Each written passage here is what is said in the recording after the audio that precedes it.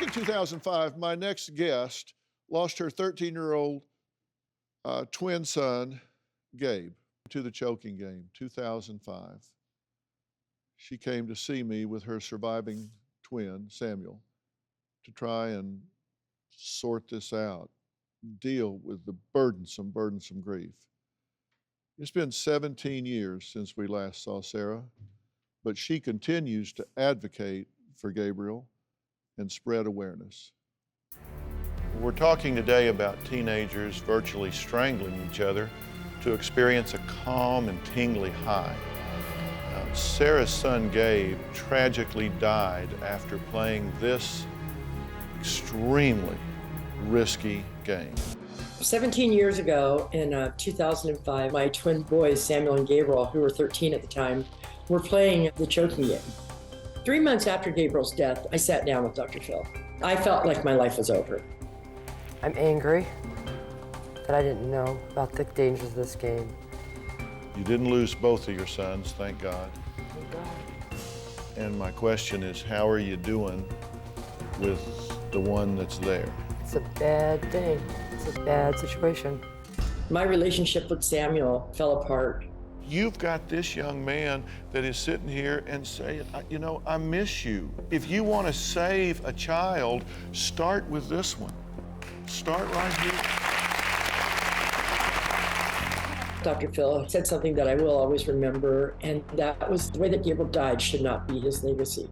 You say you want to honor Gabriel's life. You can't do that if you focus on the event and cause and day and moment of his death. He was a source of joy to you. If he looks down on you now, I don't want him to see pain and disconnection and loneliness and say, that's my legacy, that's what I've left behind. I want him to see you celebrating your life, celebrating his life, celebrating this young man's life.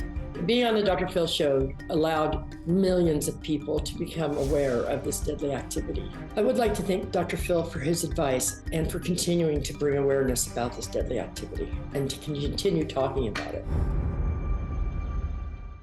Sarah? How are you? Been a long time. Been a long time. And you're still fighting the battle. You're still helping and advocating for this. And I'm God still bless talking. you for doing it.